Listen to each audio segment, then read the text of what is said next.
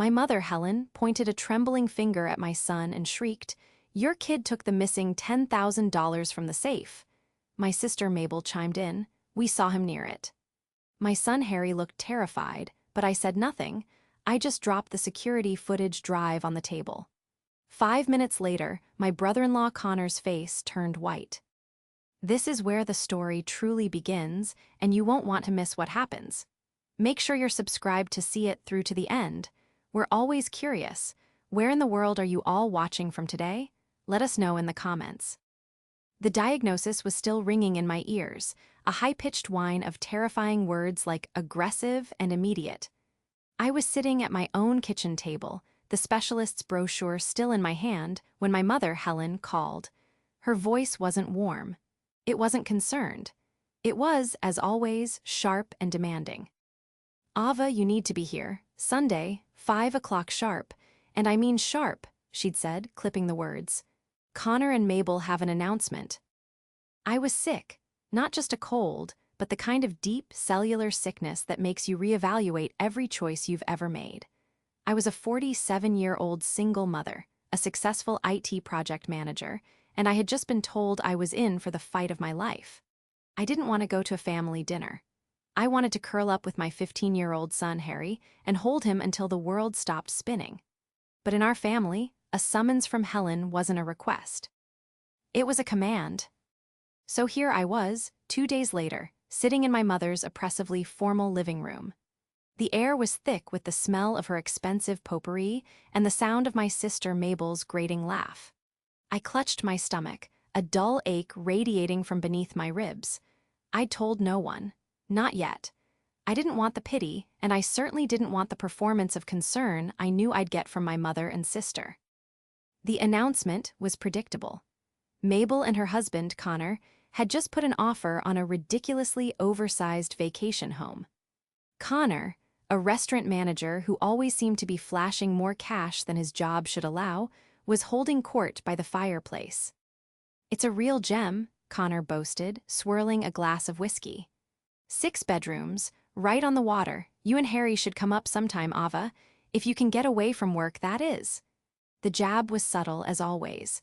I was the career woman, while Mabel, a part-time real estate agent, was the devoted wife. Then it happened. My mother, Helen, emerged from her study, her face pale and pinched. "The safe," she said, her voice quiet at first. "The safe is open." A silence fell over the room. "What?" Mabel asked, her smile fading. "The cash," Helen said, her voice rising to a frantic pitch. "The $10,000 I took out for the roof deposit. It's gone." Everyone froze. Helen's eyes, cold and assessing, scanned the room. They passed over Mabel, over Connor, and landed, with sickening precision, on my son. Harry was sitting on the ottoman, headphones on, completely oblivious as he scrolled through his phone.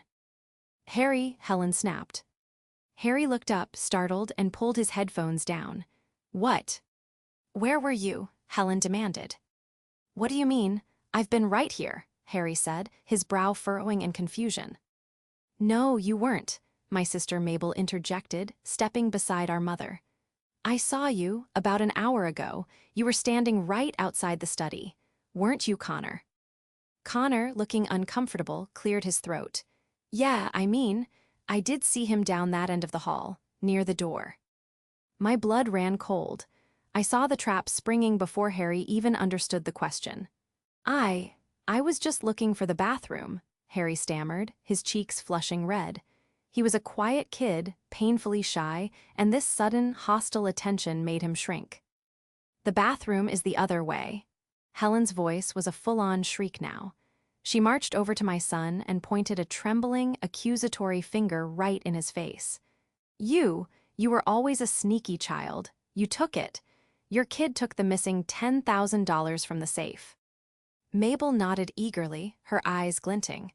"We saw him near it, Mom. He was the only one." Harry looked like he'd been struck. His eyes, wide with terror and disbelief, flew to mine. He was pleading. "Mom, I swear I didn't." My own illness, the pain, the fear, it all evaporated, replaced by a white-hot, protective rage. I looked at my mother's furious face, my sister's smug one, and my brother-in-law's suddenly shifty gaze. They had done this his whole life, marked him as the outsider, the problem. Simply because he was quiet, simply because he was my son. I stood up slowly, the room silent except for Harry's panicked breathing. The betrayal was worse than the diagnosis itself. The moments that followed were a blur of coordinated cruelty.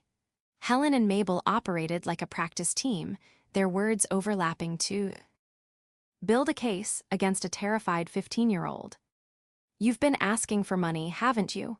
Mabel accused, crossing her arms. "For that new computer game you wanted. Ava said no, so you decided to just take it." "I did not," Harry cried, his voice breaking. He was on his feet now, backing away from them. "I was just looking for the bathroom. I got turned around."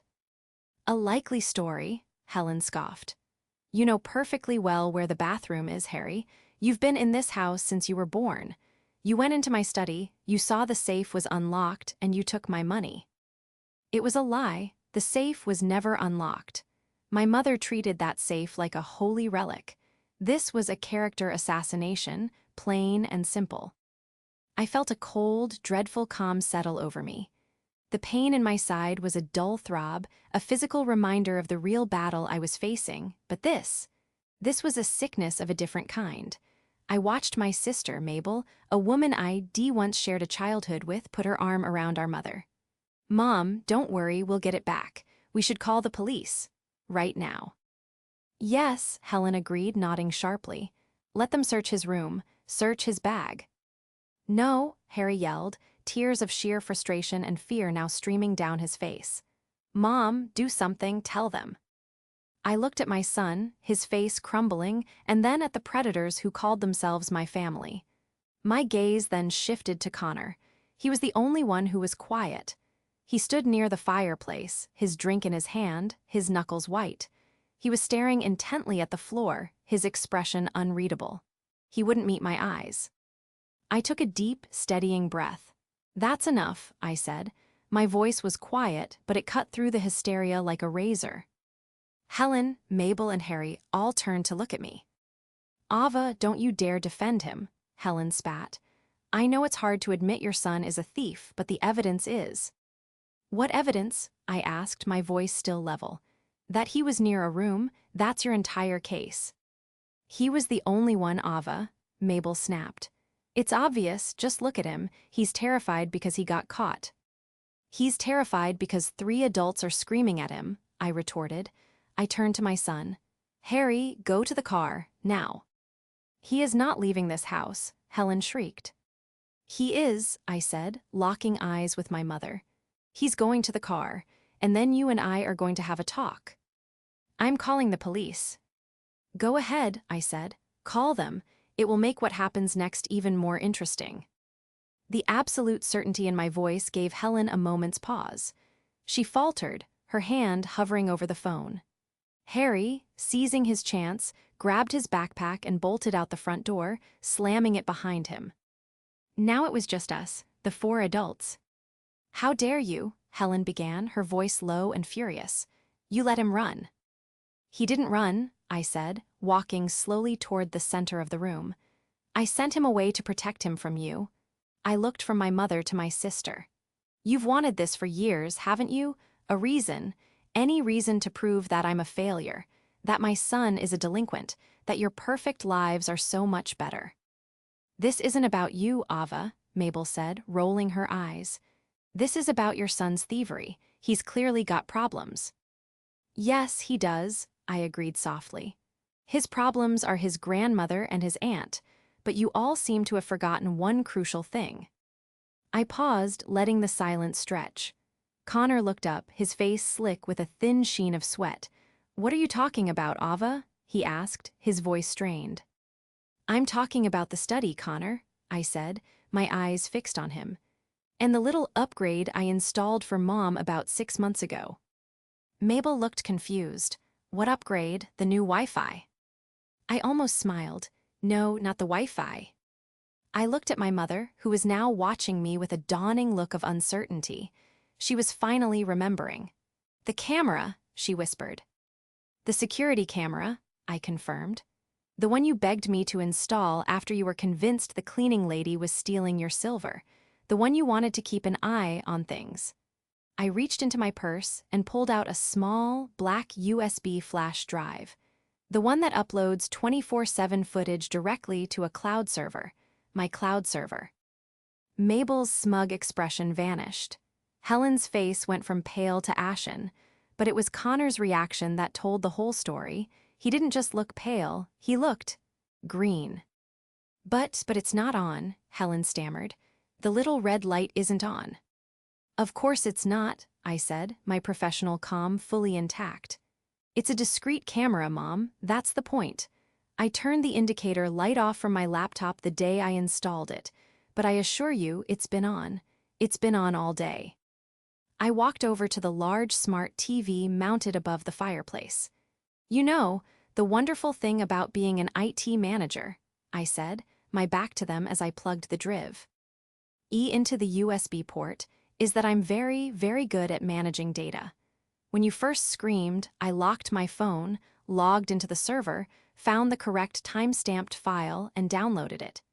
It only took about 30 seconds. Ava, this is ridiculous, Mabel tried, her voice wavering. We know what we saw. No, I said, picking up the TV remote. You saw what you wanted to see, but I'm about to show you what actually happened. I turned to face them, the remote in my hand. So, shall we watch? For a moment, nobody moved. The only sound was the faint hum of the television. Helen and Mabel were frozen, their faces a mask of disbelief and, for the first time, apprehension. Connor looked like a man about to face a firing squad. He hadn't moved an inch, but his hand was shaking so badly that his whiskey sloshed over the rim of the glass. This is an invasion of privacy, Mabel suddenly declared, finding her voice. You can't just film people in Mom's house. She's right, Helen chimed in, grabbing at the straw. I never agreed to this, Ava. I wanted it for security, not to spy on my own family. You begged me for it, I stated flatly. You signed into my Amazon account to approve the purchase. You were sitting right next to me when I configured the cloud storage. I didn't raise my voice. I didn't need to. I have the emails, Mom, the ones where you specifically asked, can you make sure it's hidden? But that doesn't even matter. Right now, my son is sitting in my car, crying because you accused him of being a grand larcenist. This, I held up the remote, is his defense. I've spent my life being the other daughter. Helen had me young, and I was always a reminder of her lost youth. I was the quiet, bookish, independent one. Mabel, born 3 years later, was her do-over. Mabel was the bubbly, popular, pretty one who married a successful man and did everything right. I was the one who had a child on my own, who built a demanding career, and who never seemed to need my mother's approval. And she hated me for it. She hated that I was an executive in a field she didn't understand. She hated that I owned my own home, managed my own finances, and had raised a kind, intelligent son without her input. My son, Harry, was just an extension of me, a quiet, thoughtful, tech-savvy kid she couldn't comprehend. He was, therefore, sneaky. He was troubled. Mabel, on the other hand, was a mess. Her real estate career was a hobby funded by her husband. And Connor was the antagonist I'd never quite been able to name. He was all flash. The expensive watch, the leased luxury car, the constant talk of big deals and investor meetings. As a restaurant manager, even a high-end one, his lifestyle never quite added up. I'd always suspected he was a fraud, but I never had a reason to dig. He was always perfectly polite to me, but with a layer of condescension I found exhausting.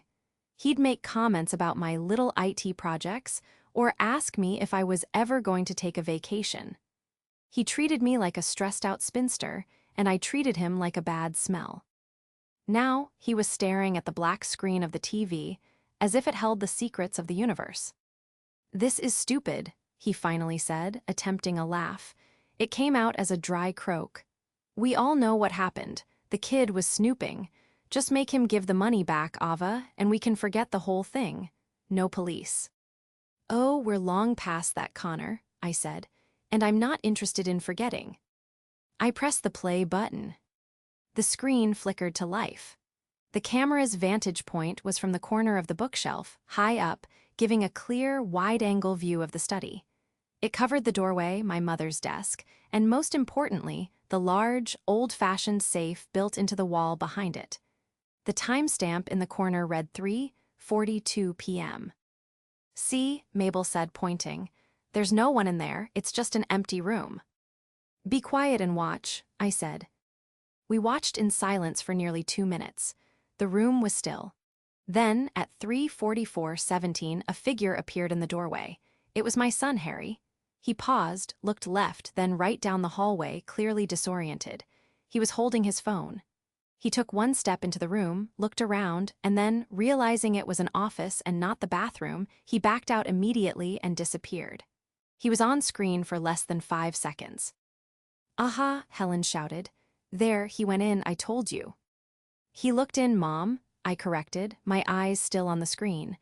"He was looking for the bathroom, just like he said." "He could have gone back," Mabel insisted. "He didn't," I said. "I already watched the whole file, but you don't have to take my word for it." I hit the fast-forward button, scanning through the footage at 16x speed. People passed by the hallway, Mabel, my mother, but no one entered. We watched for what felt like an eternity, the sped-up footage making the day outside the window dim slightly. "This is pointless," Mabel whined. "He must have done it earlier." "Wait," I said, slowing the footage back to normal speed. The timestamp read 4:17 p.m. A new figure appeared in the doorway. This one didn't hesitate. It was my brother-in-law, Connor. He stepped quickly into the study, pulling the door almost shut behind him, leaving it just slightly ajar. He stood for a moment, listening. Then he walked directly to the safe. "What is he doing?" Helen whispered, her hand flying to her mouth. Mabel was silent, her eyes glued to the screen. We watched as Connor, his back partially to the camera, expertly spun the combination dial. Left, right, left. He pulled the heavy door open, reached inside, and pulled out the thick, white envelope of cash my mother had described. He didn't even count it. He just folded it and shoved it deep into the inside pocket of his suit jacket. He pushed the safe door shut, spun the dial to lock it, and then he hesitated. He stood there, his head bowed. He ran a hand through his hair, his whole body tense. He then walked to the desk, opened a drawer, and pulled out a letter opener. He went back to the safe, and for one horrifying second, I thought he was going to try to break the lock. Instead, he used the tip of the letter opener to scratch and jiggle the dial, as if trying to make it look tampered with. It was a clumsy, desperate, and, as I already knew, completely unnecessary act. He put the letter opener back, smoothed his jacket, and took one last look around the room. Then he walked to the door, peeked out into the hallway, and slipped out, pulling the door quietly shut behind him. The room was empty again. I pressed pause. I turned to face them. The silence in the room was absolute. Helen looked utterly bewildered. "But he knew the combination," she said, her voice a hollow shell. I never told him the combination." "No," I said, my voice dangerously quiet. "You didn't, but you did write it down." Helen's eyes widened. "Where?" "On the back of that ridiculous, world's best grandma frame Mabel gave you 2 Christmases ago," I said. "The one you keep on your desk. I saw it when I was setting up your printer last month. I told you then, Mom, this is a terrible idea. You told me I was being paranoid." Mabel, who had been pale, was now bright red with fury. But she wasn't looking at me. She was staring at her husband. "Connor," she said, her voice a tiny, trembling thing. "Connor, what is that? What did you do?" Connor was completely, utterly still. His face was a mask of waxy, white terror. He opened his mouth, but no sound came out. You stole from my mother?" Mabel's voice rose, cracking with hysteria. "You stole $10,000. "Mabel, baby, listen." He finally managed, holding up a shaking hand. "I can explain, it's not what it looks like." "It looks like you're a common thief," Helen shrieked, finding her voice. She lunged at him, beating her fists against his chest. "You stole from me. You tried to frame my grandson, you animal." "Get off me," Connor shouted, shoving her back. Helen stumbled and Mabel caught her. And you, Mabel screamed, turning her rage on me. You sat there, you let us. You trapped us. I did exactly what you did, I said, my blood like ice in my veins. I sat back and watched a crime unfold. The only difference is I had the decency to wait for the proof before I accused anyone. I looked at Connor, who was backed against the fireplace, his eyes darting toward the door. This wasn't your first time, was it, Connor? This was too smooth. You knew exactly where the safe was, you knew about the combination, you knew exactly where the cash was. You've been planning this. My IT brain, the part of me that runs projects, traces data, and finds anomalies, was fully engaged. This wasn't Jew. Sent a simple theft, this was a pattern. You've been in that safe before, haven't you? I pressed. Mom, when was the last time you actually counted the cash in there? Helen looked blank. I don't know, a few months ago, oh heavens. You're drowning, aren't you, Connor? I said, taking a step toward him. The new house, the car, the watches, it's all a lie. You're in debt. Bad debt. You don't know anything about me, he snarled. I know you just stole $10,000 from a 72-year-old woman and tried to pin it on a 15-year-old boy, I said. And I know that this flash drive holds a felony, so I'm going to ask you one time. Why? It's the restaurant, he stammered, his eyes wild. It's not doing well. We had a bad quarter. I just needed to float a payment. I was going to pay it back. I swear, Helen, I was going to pay it back before you even noticed. By letting my son go to jail for it, I demanded. No, I saw the kid by the door. I heard Mabel say it, and it happened, he pleaded. Ava, please, don't do this. Think of Mabel, think of the family. The family, I repeated, the word tasting like ash. You mean the family that was ready to feed my child to the wolves to cover their own tracks. That family. I held up the flash drive. This is the family meeting now, Connor, and you're about to be voted out. Mabel, who had been staring at her husband with a look of dawning horror, finally snapped. Her mind, quick to find a scapegoat, had found a new one. You lied to me, she whispered to Connor, her face crumpling. The vacation home, the bonus you got last month, was that Mom's money too? Connor's silence was his confession. Oh my, Mabel staggered back, clutching her chest. How much have you taken? It's not like that, Connor insisted, his voice slimy with false sincerity. Mabel, baby, it's just a gambling debt, a little bit of bad luck. I hit a bad streak, that's all.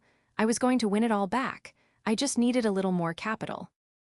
Gambling? Helen's voice was a dead whisper. She looked at her daughter. Your husband is a gambler. This was the final nail. In my mother's world, there was no greater sin. It was a disease of the weak, the immoral, the low class. Her perfect son-in-law, the man she constantly held up as my superior, was nothing but a common degenerate. I'm not, Connor stammered, but the lie died on his lips. The video was still paused on the screen, a monument to his guilt. You brought this filth into my house, Helen said to Mabel, her voice trembling with a new, colder rage. You married this thief. I didn't know, Mabel shrieked, turning on her mother. How was I supposed to know? You're the one who loved him so much. You're the one who was always saying, why can't Ava find a man like Connor? Don't you dare put this on me, Helen shot back. I'm the victim here. Are you? I asked, and the room fell silent again. They both turned to me. What is that supposed to mean? Helen demanded. You were the victim of a theft, yes, I said, my voice cold and steady. But Harry was the victim of you. You were so blinded by your preference for Mabel, so desperate to see me fail that you were willing to believe my son, your own grandson, was a criminal based on nothing. You didn't even hesitate. You, I said, pointing at my mother, were the judge. And you, I pointed at Mabel, were the star witness. And you, I said to Connor, you were more than happy to let an innocent kid take the fall for your pathetic crimes. I walked over to Connor. He flinched as I got close. I held out my hand. The envelope, I said, now. He looked at me, his eyes full of hate. Or what? You'll call the cops? You'll humiliate your own sister. You think I care about that right now? I said. My only priority is in that car. You have 5 seconds before I walk out that door and give this footage to the first police officer I see. And trust me, as an IT professional, I can assure you that file is backed up in 3 different off-site locations. You can't destroy the evidence. His bravado crumbled. With a shaking hand, he reached into his jacket pocket and pulled out the thick, white envelope. He practically threw it at me. I took it, walked over to my mother, and dropped it on the coffee table in front of her. There's your money. Helen just stared at it, as if it were a snake. Ava, Mabel whimpered, her entire world collapsing. Ava, please, don't tell anyone. This will ruin us. It will ruin me. And what about my son? I asked, turning to face her. What about the ruin you were so eager to heap on him 30 minutes ago? What about the call to the police? What about searching his room? You were willing to brand a 15-year-old boy as a thief, Mabel. You didn't care about ruining his life. Why should I care about yours? Because. See, we're family, she cried. No, I said, shaking my head. We're not anymore. You, Mom. You two made that very clear today. You're a club, and Harry and I have never been welcome. I walked to the front door and picked up my purse. I'm going to go get my son. We're going to go home, and he's going to have nightmares about this. About his own grandmother and aunt trying to have him arrested. I turned back, my hand on the doorknob. I'm not going to call the police, Connor. A tiny flicker of relief passed over his face. You are, I said. No, wait, that's not right either. I looked at Helen. You are, Mom. You're the victim. You're going to pick up that phone and you're going to report your son-in-law for theft. Or, you can handle it. I don't really care which. But what I am going to do is email a copy of this file to my lawyer, just for safekeeping. In case anyone ever breathes a word of this lie about my son again. Mabel burst into loud, ugly sobs. Helen just sat on the couch, rigid, staring at the envelope. Connor was breathing hard, trapped. Goodbye, Mom. Goodbye, Mabel, I said. I opened the door and walked out, not looking back. The betrayal I felt was so profound, so complete, that it had burned away all the grief, all the fear, even the physical pain from my illness. All that was left was a cold, clean certainty. I was done. I got in the car. Harry was huddled in the passenger seat, his knees drawn up, his face pale. He looked up as I closed the door, his eyes red-rimmed. Did they find it? He whispered. I started the car and put my hand on his knee. I found it. And no, you're not in trouble. It wasn't you, honey. It was never you. Then who? Connor, I said. Harry's eyes widened. Uncle Connor, but why did they blame me? I pulled out of the driveway, not even looking at the house in the rearview mirror. Because it was easier, I said, the words heavy and bitter. It was easier for them to believe you were a bad kid than to believe their perfect life was a lie. I drove us home in silence, my mind racing. The confrontation was over, but the war was just beginning. I knew my family. This wouldn't be the end. Mabel's humiliation would curdle into resentment, and my mother's shame would curdle into rage. They would find a way to spin this. They would find a way to make me the villain. The text messages started before we even got home. The first was from Mabel. You've destroyed my life. I hope you're happy. The second was from my mother. Connor is handling it. We are not discussing this again. I expect you to delete that video. I laughed, a short, harsh bark. Delete it, of course. They didn't care about the crime, only the evidence. They were already in damage control. They were going to sweep it under the rug, and Connor would face 0 consequences. He would handle it by promising to pay Helen back, and in a month they would all be back to Sunday dinners, pretending it never happened. And I would be the cruel, unhinged sister who set Connor up and attacked the family. My professional instincts, the part of me that managed multi-million-dollar projects and anticipated every possible point of failure, took over. This wasn't a family dispute anymore. It was a risk assessment. Connor was a gambler, a thief, and a liar. He was a liability, and he was still married to my sister. When I got home, I sent Harry to his room with a pizza and told him to lock his door and play the loudest video game he owned. Then I went to my home office, shut the door, and got to work. I wasn't just an IT manager. My specialty was cybersecurity and digital forensics. My family's ignorance of my actual job had always been a source of annoyance. Tonight, it was a weapon. I still had the admin credentials for my mother's Wi-Fi network, the one I'd set up for her. I logged in, I checked the device history, and I found what I was looking for. Connor's phone, Connor's laptop. He was constantly on her network. It was legally and morally a gray area. I knew that. But as I sat there, the dull throb in my side reminding me of my own mortality, I decided I didn't care. He had tried to sacrifice my son. I was going to sacrifice him. I didn't need to hack him. I just needed to investigate him. I started with public records, restaurant supplier liens, credit reports, which are surprisingly easy to access if you have enough personal information, all of which I had. And then, the dark corners of the internet. I knew the names of the most popular online gambling sites. It wasn't hard. It took me less than 2 hours to paint a picture that was far, far worse than I'd imagined. He wasn't just in a little debt. He was drowning. He had liens against the restaurant's equipment.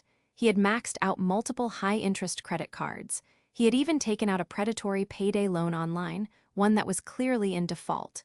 He wasn't just stealing $10,000 for a bad streak. He was stealing to stop the walls from caving in. But the worst part, the restaurant he managed wasn't just his.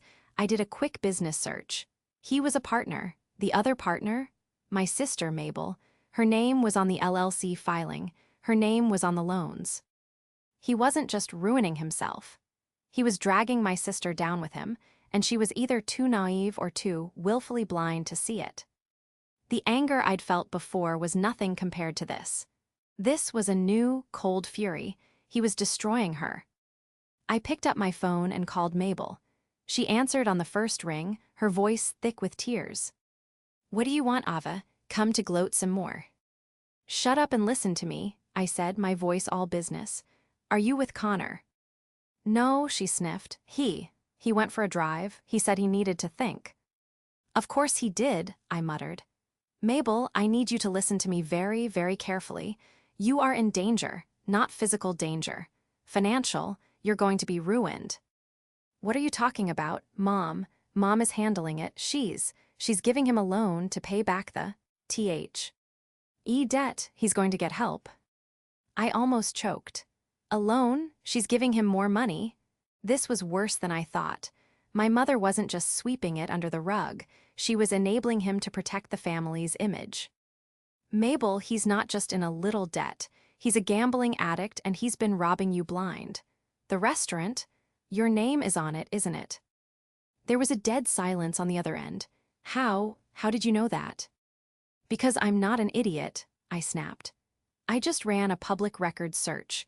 Your name is on the business license. Your name is on the supplier liens. He owes over $80,000, Mabel, and that's just what I can find online. The $10,000 he stole from Mom, that was a drop in the bucket. He's going to take you down with him." "No," she whispered. "No, he wouldn't. He just tried to frame your 15-year-old nephew, Mabel. What part of 'he has no morals' are you not understanding? He is using you. He's probably been using you for years." She was quiet, the only sound her hitched breathing. The fantasy of her perfect life was dying, and the reality was too horrific for her to accept. I have to go," she said and hung up. I sat back, my heart pounding. I had presented the irrefutable proof. I had laid out the facts. Just like in the living room, I had shown her the truth. But this time, the antagonist wasn't just Connor. It was Mabel's own denial. I knew she wouldn't believe me. Not yet. She would go to Connor. She would accuse him. He would lie. He would charm her, cry, beg, and manipulate her. And she would choose to believe him because the alternative was too terrible. The spell wasn't broken. Not yet. I needed one more thing, something final, something that even Mabel couldn't deny, and I knew exactly where to find it. I didn't sleep. The pain in my side had sharpened to a burning blade, a constant reminder of the other battle I was supposed to be fighting. But I couldn't stop. All night, I dug. I used my knowledge of data recovery and social engineering not to break laws, but to find the public breadcrumbs Connor had left behind. I found his profiles on forums, his panicked posts on gambling subreddits under a barely disguised username, his Venmo transactions, many of which were public, all painting a portrait of a man in a full-blown, catastrophic spiral. The final piece of the puzzle clicked into place at 4 a.m. I found a public legal filing, a lien on their house, not the vacation home they were buying, but their primary residence. It had been filed 3 weeks ago. He hadn't just been stealing from my mother. He'd been lying to my sister about the very roof over her head. I saved everything. I compiled it into a single, password-protected PDF. I emailed it to my lawyer, my personal account, and finally to my mother and my sister.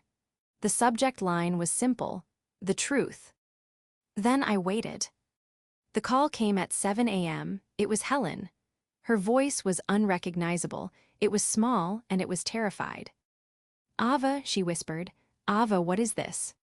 "It's Connor's financial history, Mom," I said, exhausted. It's all true, the house." "Yes." He's at the restaurant," she said. "Mabel went there this morning, to confront him. She's not answering her phone. Ava, I'm scared. He's desperate." My blood went cold. She was right. A man that far gone, he was unpredictable. "I'm on my way," I said. I drove, my hands shaking. I called my lawyer. "I sent you a file," I said. "If you don't hear from me in 1 hour, send it to the police. No, don't ask questions, just do it." I pulled up to the restaurant. It was a high-end bistro in a nice part of town. My mother's car was parked haphazardly by the curb. I went to the front door. It was locked. I ran around to the back, to the delivery entrance. The metal door was propped open with a milk crate. I slipped inside into the dim, stainless steel kitchen. It was empty. The only sound was the hum of the industrial refrigerators. And then I heard it, shouting, from the main dining room. I pushed through the swinging doors.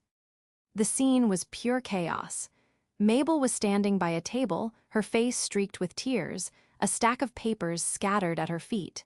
Helen was backed against the bar, her phone clutched in her hand. And Connor was on his knees. He was holding onto Mabel's arm, his face a mask of desperate, sobbing theatricality. "Baby, I can fix it, I swear," he was crying. "It was just a bad run. We can refinance. Don't listen to her. She's trying to destroy us. She's jealous." "Jealous?" Mabel shrieked, her voice raw. "Jealous of what? That our house is in foreclosure, that you stole $80,000, that you tried to send my nephew to jail to cover your tracks." "It wasn't like that." "It was exactly like that," she screamed, finally, decisively breaking free. She ripped her arm from his grasp. "You are a liar, you are a monster, you used me, you used my mother." "Mabe." Helen said, her voice shaking. I've called the police." Connor's head snapped up, his face changed. The desperate, pleading mask melted away, replaced by a pure, animalistic rage. "You what?" he snarled, getting to his feet. He advanced on my mother. You you've ruined me." He raised his hand. "Get away from her," I shouted. All three of them turned. I was standing by the kitchen door, my phone in my hand, recording. "Ava," Connor breathed, his face draining of all color. He knew in that instant that he was completely and utterly trapped. The video, the documents, the police, there was no one left to lie to. Mabel looked at me, her expression not one of gratitude, but of complete, hollow devastation. The truth, in all its ugly finality, was here. And then, in that moment of perfect, terrible silence, we all heard it. The sound of sirens growing closer. Connor didn't run, he didn't fight. He just stood there in the middle of the empty dining room, a ruined man. He looked at me, his eyes filled with a venom so pure it was almost impressive. "You," he whispered, "this was all you." "No, Connor," I said, lowering my phone. "This was all you." The police officers came through the front door, the same one Connor had locked to trap his family inside. Helen, in a surprising show of strength, pointed a trembling finger. "That man," she said, her voice clear. "He stole $10,000 from my safe, and he's stolen everything from my daughter." As they put the cuffs on him, as they read him his rights, Connor's eyes never left mine. Mabel finally collapsed, sinking into a chair, her sobs echoing in the empty restaurant. My mother, for the first time in my entire life, walked over to me. She didn't hug me. She didn't apologize. She just stood beside me, watching as the man she had so admired was led away. You'll delete the video now," she said. "It wasn't a question." I looked at her, the matriarch, so used to giving orders. "No," I said, "it's evidence." I turned and walked back through the kitchen, out into the bright morning sun, and took my first clean breath in days. The downfall was as swift as it was total. Connor, facing irrefutable video and financial evidence, had no choice but to plead guilty. The $10,000 theft from my mother was just the tip of the iceberg. Once the police were involved, other creditors, other victims of his borrowing, came out of the woodwork. He was charged with grand theft, multiple counts of fraud, and embezzlement from the restaurant he and Mabel co-owned. He was sentenced to 5 years in state prison. Mabel was a ghost. She lost everything. The house was seized by the bank. The restaurant was liquidated to pay off a fraction of the debts. She was forced to declare bankruptcy and, at 44 years old, moved back into our mother's house, into her childhood bedroom. I didn't see her for months. The first time I did was at my lawyer's office. I was there to update my will, a grim task made necessary by my diagnosis. When I walked out, Mabel was sitting in the lobby. She looked small and tired. She stood up when she saw me. "Ava." "Mabel," I said, my voice neutral. I'm working," she said, gesturing vaguely at the desk. "As a receptionist, here." "Oh," I said, "it was a fall, a hard one." I wanted to say, "Thank you," she whispered, her eyes fixed on the carpet. If you hadn't done what you did, I don't know where I'd be, probably in prison with him." "You would have lost everything anyway, Mabel," I said, not unkindly. "I just made it happen faster." "No," she said, finally meeting my eyes. You saved me and you saved Harry." She took a shaky breath. "And I'm so sorry, Ava, for everything, for all of it, ever." It wasn't a full apology, not for a lifetime of small cuts, but it was a start. I just nodded. "Take care of yourself, Mabel." My relationship with my mother was different. It was colder, but cleaner. The pretense was gone. She still lived in her big, quiet house, but the safe was gone, removed from the wall. She treated me with a new, wary respect. She called me to ask for my opinion on things, financial things, legal things. And she doted on Harry. She sent him gift cards, she asked about his classes, she told him she was proud of him. It was a clumsy, awkward attempt at atonement, but it was an attempt nonetheless. As for me, I had my own battle. I'd started treatment the week after Connor's arrest. It was brutal. It was draining, but I wasn't fighting alone. Harry was by my side, making me tea, sitting with me as I recovered. And in a strange twist, Mabel started to call. And then to visit. She'd sit with me, quietly reading a magazine, and when I woke up, she'd have a glass of water ready. We didn't talk about the past. We didn't need to. We just were. One afternoon, about a year after it all happened, I was sitting on my porch. My treatment was over and my prognosis was good. I was in remission. Harry was in the yard, laughing with friends. My mother and Mabel were due to arrive any minute for a quiet, simple Sunday dinner. My house, my rules. My phone buzzed. It was a notification from my cloud server. The video file from that day, the one I had saved, was set to be automatically deleted. My 1-year retention policy had expired. I looked at the prompt, permanently delete file, study footage final. I thought about the betrayal, I thought about the rage, and I thought about the quiet, broken family that was slowly, painfully, stitching itself back together. I hit delete, and for the first time, I let it go.